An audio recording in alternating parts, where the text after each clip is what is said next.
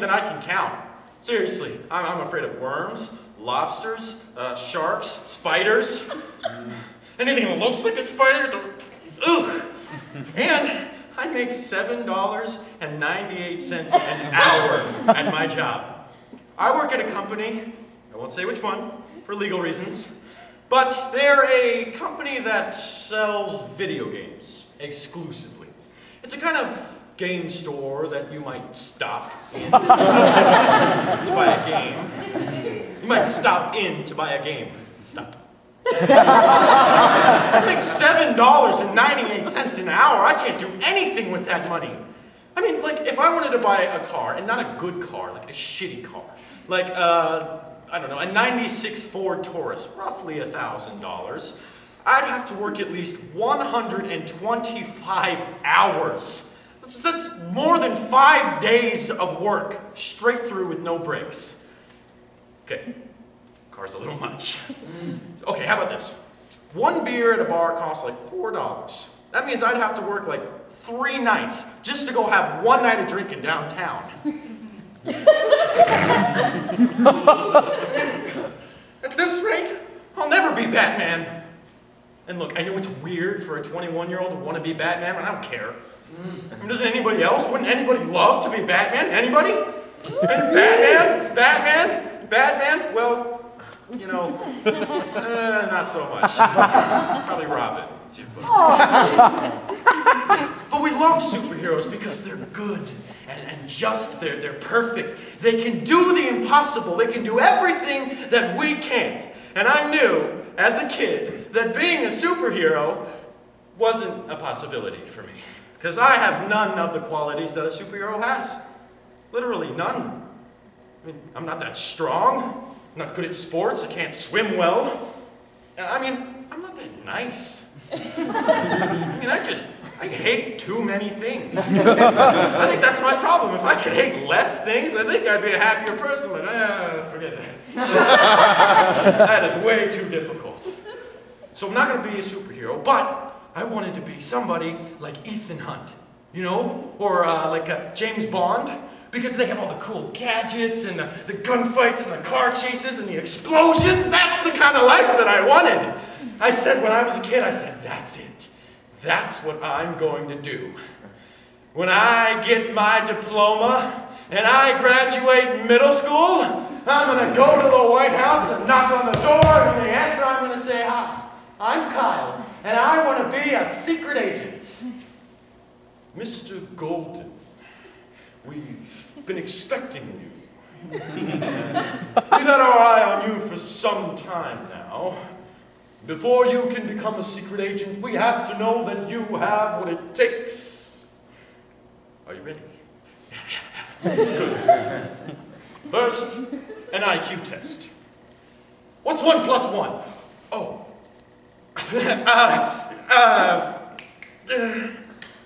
2! Yeah, good. Mr. Golden, very impressive. Second. What is the greatest book ever written? Stregonona. Do you guys know what Stregonona is? You ever read that book? Oh yeah, okay, so Stregonona is like this really old lady who made like a lot of spaghetti. Like, a lot of spaghetti. I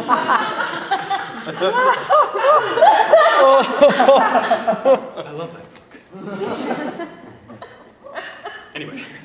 Good, Mr. Golden, good. Very impressive. Lastly, but not least, Lee. I before E, except after C. Good, Mr. Golden. Very impressive. Now, on to the physical training. These tests will push your body to the extreme. Have you ever taken the presidential fitness test? It's kind of like that, but a lot less difficult. Seriously, those things are impossible, right? Anyway, your first test, 3 jumping jacks. 1, 2, 3. Good. Very impressive. Second, pat your head and rub your tummy. Aha! Good. Very impressive. Now your last physical test. You will notice at the other end of this room is a bomb rigged to blow and make a really stinky smell. Your mission is to avoid these lasers and defuse the bomb before it gets really stinky in here. And I don't want to smell that. Are you ready? Good, go!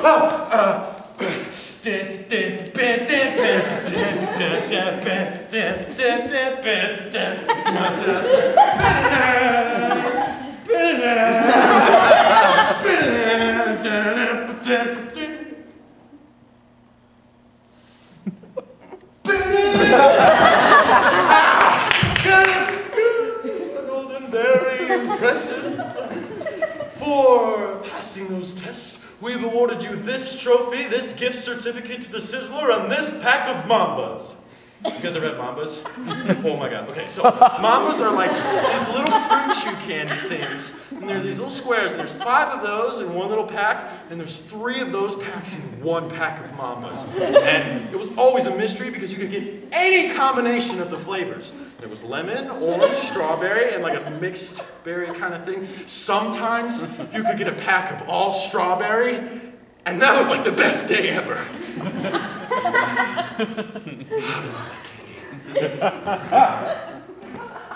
Anyway, Mr. Golden, we are very impressed with your performance. We have one final test for you. Pass this and the president will swear you in as the next world best secret agent ever. Really? Yes. In the next room, you will find a bed. Right? Okay? On the bed, you will find satin sheets. On the satin sheets, you will find a woman. Yeah. Your mission is to make love to this woman. Oh,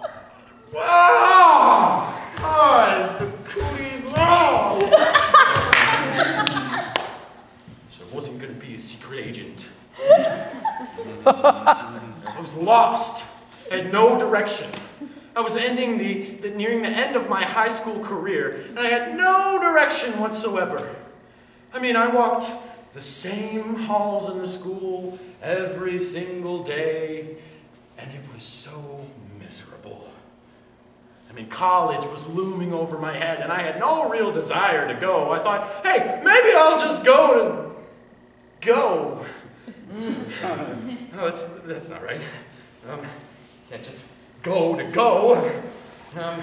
I've got to have something to go for, you know. Oh, I got it. I want to be an artist. Yeah, I can draw. I mean, well, her doodles are a lot better than mine. Okay, so I'm not going to be an artist. Great. Oh, you know what? I got it. I'll get my English degree, and I'll be a boring English teacher. Yeah, I speak English. How hard can it be, right? Except I hate school and everyone in it. I really don't like reading for some reason. Gotta have something. I gotta have something to go for, huh? I mean, what am I gonna do? I got nothing that I can do. Seriously, I'm freaking out here.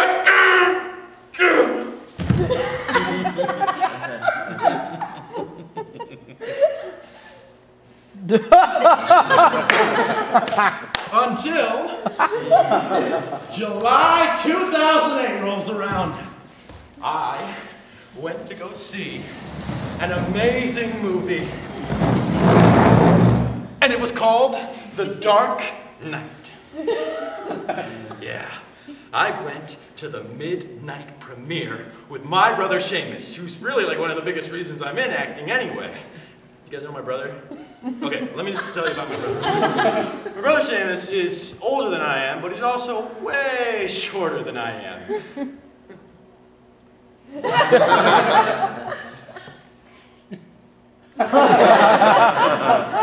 Yeah, he's about this tall, and his full name is, get this, Seamus Michael Doherty. I mean, I might as well have a leprechaun for a brother, let's be honest. And his accent so thick, you can't understand a single word he's saying. I mean, I can, of course, because I'm his brother. So I was like, hey, Seamus, you want to go see a movie? Oh, yeah, I can. I want to go see a movie. I was going to go down to the big planet to be made, something like that. I don't think I did. You better go see it. Well, I was thinking we'd go see The Dark Knight. Oh, yeah, I can. We're really excited. I want to come over really long time. Oh, we're going to be late. We're going to be able to see it. I was thinking the midnight premiere, huh? Oh, yeah, great! Oh, I'm so excited! You want to take 2 shots? I want to take 1 shot. Yeah, we should probably carpool. Save on gas. So we get, okay, my brother doesn't actually have an Irish accent, it's just funnier if he does. So we get to the theater, and I'm like, yeah, can I have a large Dr. Pepper, and a large popcorn, please? I think we're good with the, you know what the hell? It's a midnight premiere, supersize it. Yeah. Seamus, will you carry the drink?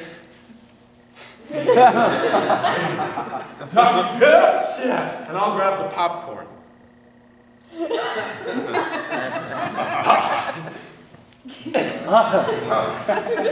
When we get into the theater, oh, Seamus, there's nowhere to sit, man. Where are we gonna sit? Every single seat has a person in it. I'm freaking out here. God, dude. Oh, hey, look, seats right at the front. Let's go. Excuse me. All right, got my popcorn. Drink, here we go, Dr. Peps. Oh, Seamus.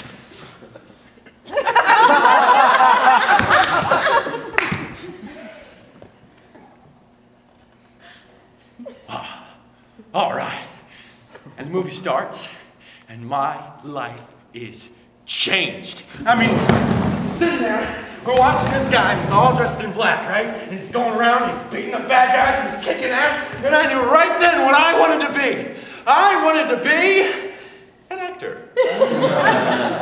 Not because of Batman, though, no, because of Heath Ledger. We're sitting there, we're watching Heath Ledger, but it isn't Heath Ledger. It isn't an actor, it is this character. I mean, it was incredible to forget that somebody was acting. Seriously. I mean, I don't know, it was the way that he walked, and the way that he talked to other characters. I mean, it was just great. I mean, it struck this chord in me that just rang out. Acting is real. It's more real than real life. Which is weird, I know, but it's true. It makes you feel so alive.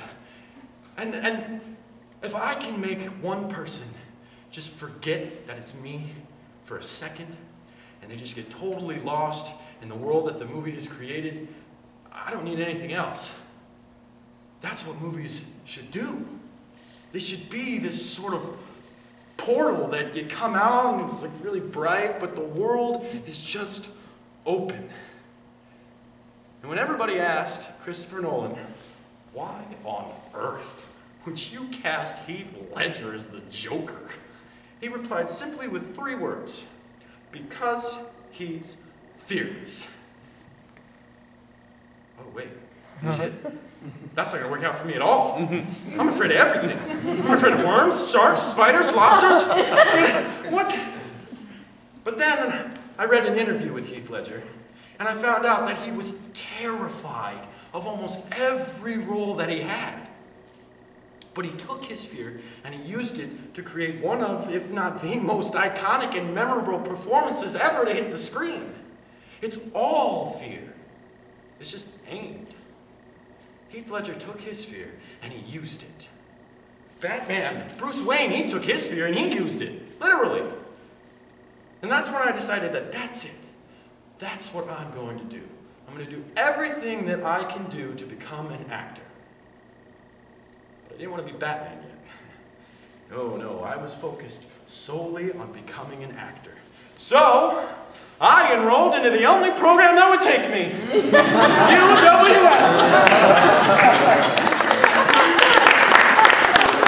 And thank God they did. Because I was terrible. I really was. I mean, I actually thought, who goes to school for acting? A lot of people? I thought that if I moved out to LA, I would be completely fine.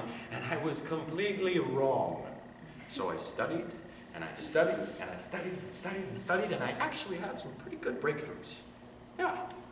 Acting, too, showed me that my mind can take me places I didn't even think I could go. Scary places, like places full of spiders, but still, places that allowed me to give a performance that I was proud of. But then, you know, things started to slow. I felt like I was getting stuck again. I felt like I was plateauing. And the only way to get out of the plateau is to move away, but I gotta finish this stupid degree. I mean, seriously, when are things gonna happen for me, huh? When am I gonna do something good? I want the feeling I had in acting too all the time.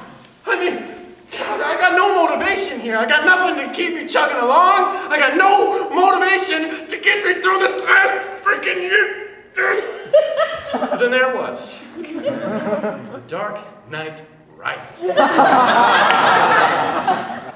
Batman was back. And he was pissed.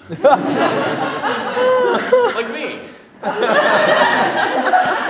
And I started to think that maybe I do have something in common with this superhero. Yeah, we're not super.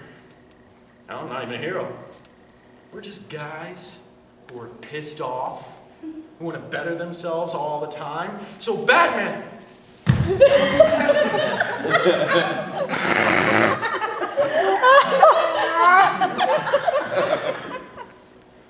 I'm sorry, I was playing catch up.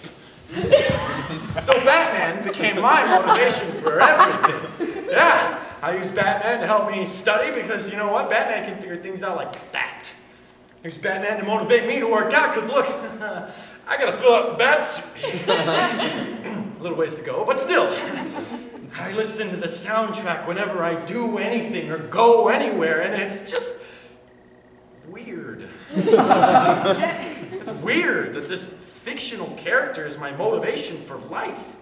I mean, he is an impossible ideal that nobody will ever reach. I will never be on the same level that Batman's at. It's not going to stop me from trying. But, I mean, is it really that ridiculous?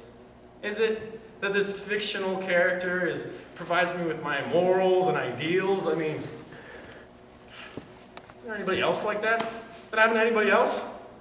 Or like a guy in a movie or a book that people wrote that, you know, it teaches values and morals, sheds the light on the evil that men do, the destruction of laws. Like a guy who has to bear the burden of everybody's, like, crimes. I don't know. Oh, Jesus, I don't know.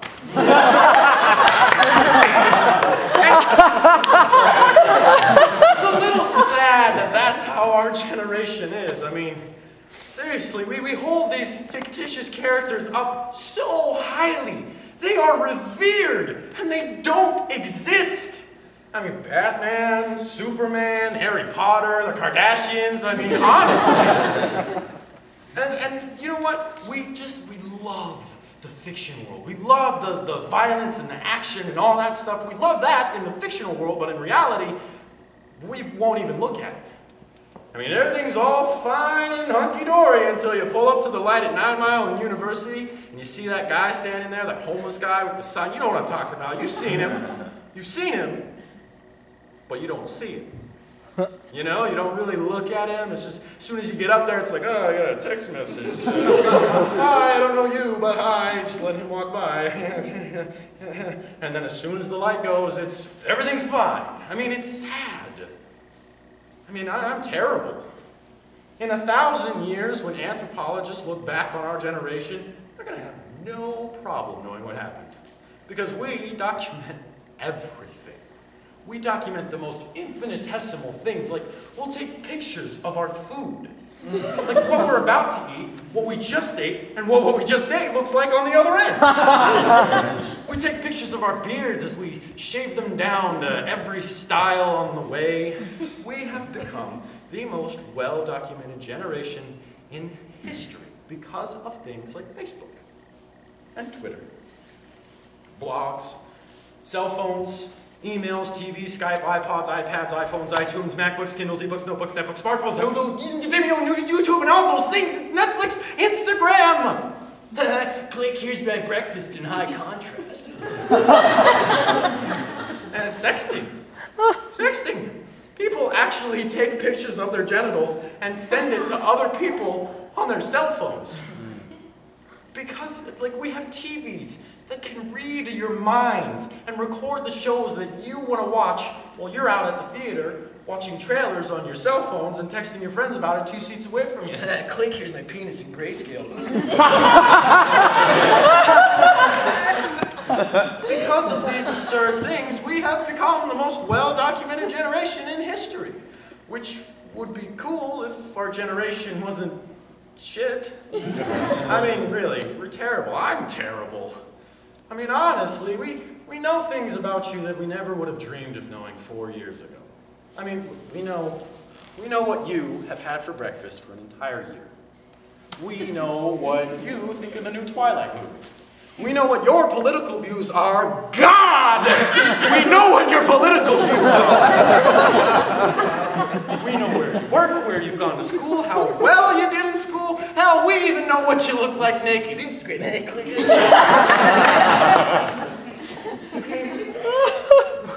We live in a world with virtually limitless possibilities for ourselves, and yet we do nothing.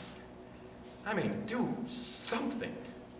I mean, I'm the worst. I can't even figure out what to do when my friends come over to hang out. They're like, hey, Kyle, you want to go out and eat? And I'm like, yeah, sure, whatever, I don't care. Do you want white rice or brown rice? Yeah, whatever, I don't care, sure. You want to jump up and down or walk over there? Yeah, sure, whatever, I don't care. You want to hold this ball or look left? I don't care, whatever, sure. I mean, we have an infinite world of information at our fingertips, and we can't focus on anything. I mean, the more you know, the less you know. You know? I mean, God, sometimes it's like, I feel like sometimes I have ADD or something. Because I can't, like sometimes I don't even...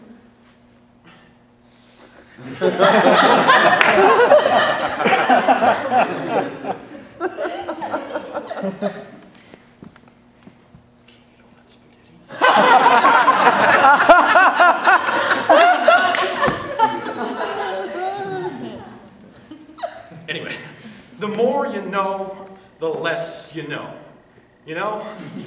I mean, I sit at home and I update my statuses with nothing but complaints about stupid things too, like the weather. Like, it's too cold. Florida shouldn't be allowed to be this cold. Like, that's how we end our sentences now, with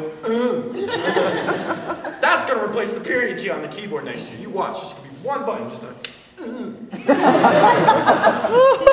I ordered a Coke and it gave me diet. That's what they're gonna read in the history books. I ordered a Coke and they gave me diet. God, I gotta start doing something, you know? Go outside, read a book, I don't know, something, anything, change the world, do something for myself that I can be proud of. Pour everything I have into being who I want to be and doing what I want to do. Because if you're not doing that, you might as well be dead. Seriously. And that's where Batman comes in. Now there's a guy. He gets up every morning and he does something. That's why I want to be Batman. Because he's doing something that matters. Yeah, you know what? You know what? Tomorrow, I'm going to get up, I'm going to do like 50 push-ups.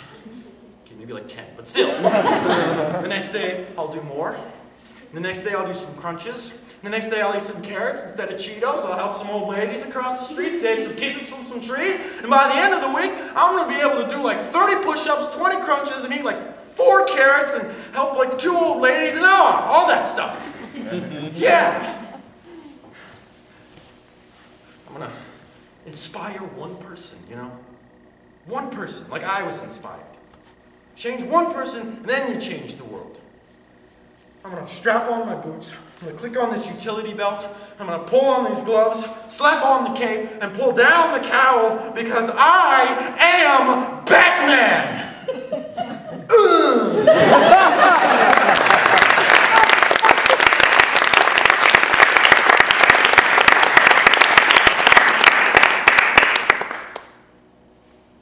Thanks.